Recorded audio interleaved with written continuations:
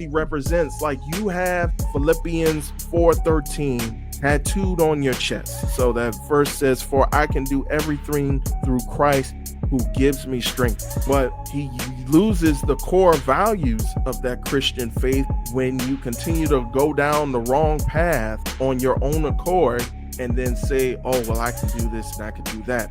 And there's another verse in Matthew where it talks about, if you are taking up this faith, then you are a light upon the hill, shining to all of those. So you can't be doing the same thing that the world does if there are people that are trying to come up to that light. And so I believe, like, he had the light, and because of his own personal urges and his own vices, he dimmed his light down. And that just frustrates me to know the world was at his feet.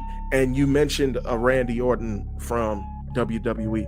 I can compare it to, you could be a Randy Orton and you can make a difference within that particular sport, or you could be The Rock and you could have all of this influence, not just inside the sport, but outside the sport and society. And this brother had it. When I tell you, like, when he was continuing to win championship fight after championship fight, like, he was getting sponsored by Nike.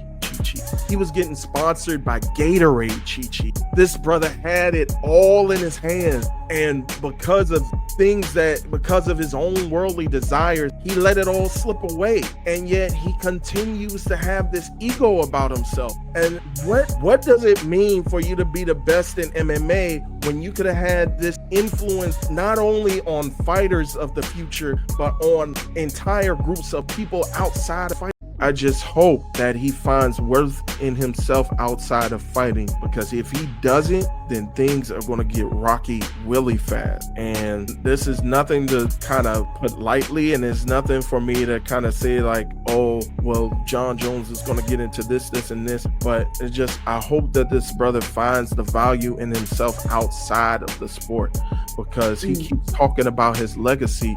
What does legacy matter if you're out of the sport for years and then nobody's coming up to you to give you like a high five and say, you're the greatest, you're the best, you're this, you're that? All the yes men are gone. The money is gone. What do you have left that you can hold on to that can give you hope for the future outside of fighting? And that's